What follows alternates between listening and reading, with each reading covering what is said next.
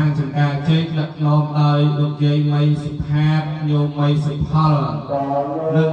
កូនចៅបានបច្ច័យចូលរួមចងផ្កាប្រាក់ចំនួន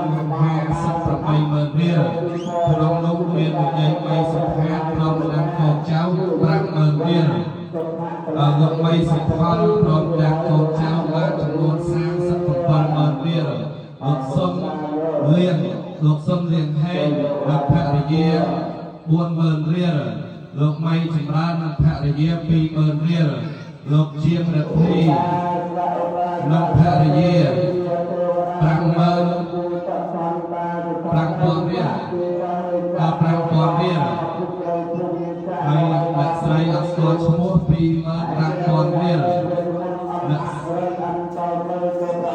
2,500លោកអត់ស្គាល់ឈ្មោះនិងភរិយា1,000រៀលលោកមីសុ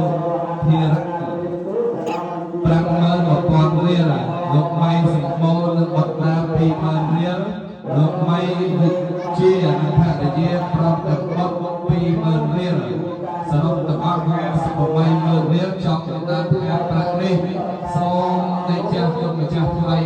សូមគុណជាអ្នកកបការហើយក្នុងនោះមានក្រុមគ្រួសារសុភាទេវីព្រមទាំងអ្នកមិត្តនិងបងប្អូននៅខាងផ្ទះខៀវបានបច្ច័យចំនួន30,9,500រៀលចូលឆ្នាំផ្កាប្រាក់នេះដែរ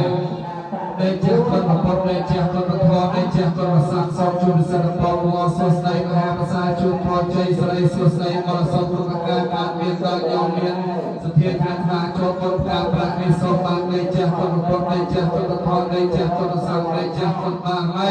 ម្ចាស់ទាំងម្ចាស់ដែលស្រាប់អរដល់យោនេះសូមប្រសិទ្ធិពលីការតោះព្រមឲ្យពរជ័យ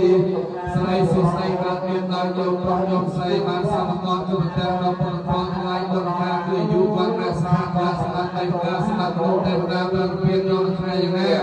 សូមឲ្យបានសម្រេចដោយសេចក្តីប្រាថ្នាកំបីគ្លៀមធៀងហើយសូមអនុមោទនា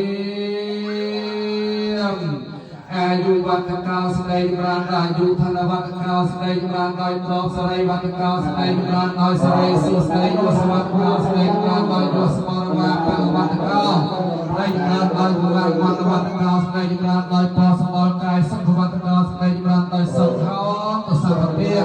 សូមឲ្យមានដល់ញោមបានសពការសួស្ដីទាំងឡាយចង់មានដល់ញោមបានសពការសពថ្ងៃនេះអនុមោទនា